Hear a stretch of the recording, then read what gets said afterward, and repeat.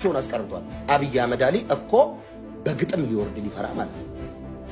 ሶዮ ኢትዮጵያ መጻኢ ዕድሏን ይወስናል የሚባለውን ግዙፍ ወደብ የአሰብን ወደብ በድርድር ካልሆነ ግን እያለ በኮንፊደንስ በኢትዮጵያ መሪዎች ታሪክ ታይቶ በመታየው ሁኔታ በራስ መተማመኑን ቀና አድርጎ ወደቡን እንወስዳለን የሚል በራስ መተማመኑ የትውልዱን የወደብ ጥያቄ እንደ አዲስ ያነሳሳ ኢትዮጵያን የሚወድ በናሽናል ኢንተረስት ለሰከንድ ሽርፍራፊ የማይደራደረው አብይ አህመድ አሊ ብዙዎች ኢትዮጵያ በመትል ማሊያ ተደርበው ግን የዚች ሀገር ጠላት መሆናቸውን እንዲህ ያሳየን እኮ ነው አብይ አህመድ አሊ።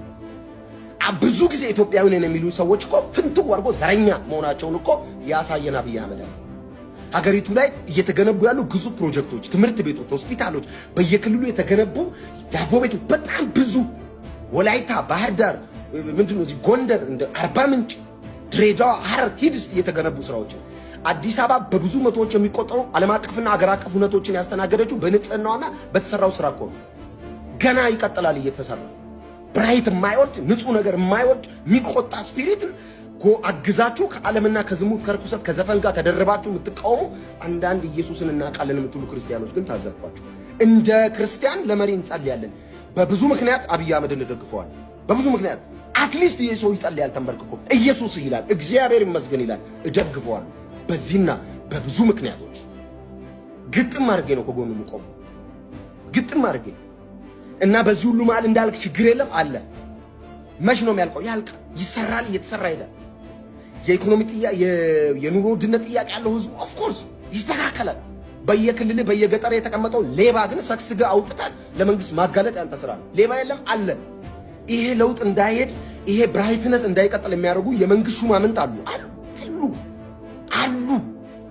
መች ነው የሚጠፉት? ያጠፋቸዋል።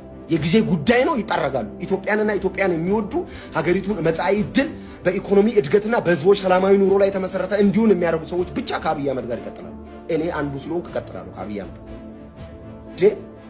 ሲሆን ለመሪ መጸለይ ሲገባ ቆማችሁ እኩል ህዝብን ትውልድን ደም የሚያፋስስና የኢትዮጵያን ህዝብ ማስለቀስ በጣም ሲምፕል ነው።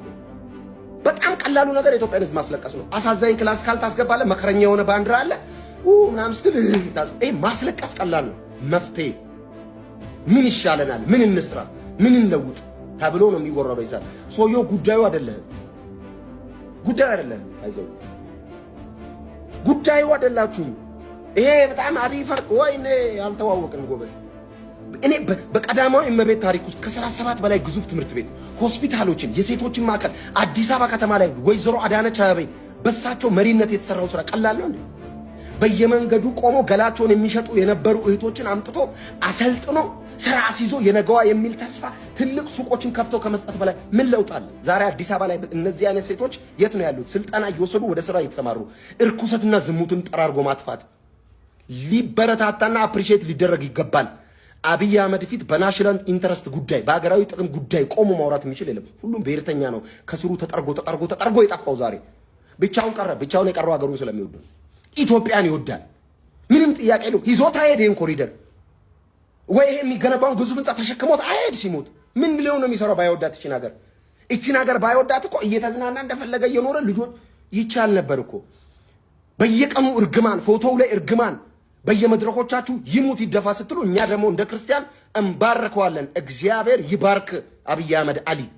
እግዚአብሔር ዙፋንን ያጽናው፣ ይባርክ፣ በርታ። ብዙ ችግሮች አሉ፣ እነሱን ደግሞ ትቀርፋለህ። ዊናውስ የሰራው ለውጥ ግን ብዙ ነው። እሱ ያስመሰግናል፣ እንወደዋለን። በዚህ ሰዓት ነው ከአብይ አህመድ ጎንም ቆሙ። እወደዋለሁ። ክርስቲያን ሆነ ጴንጤ ሆነ እንዴት እንደዚህ አብይ ትላለህ? አገሬ እኮ ነው። ጴንጤ ነኝ እንጂ ቀውስ ነኝ እንዴ?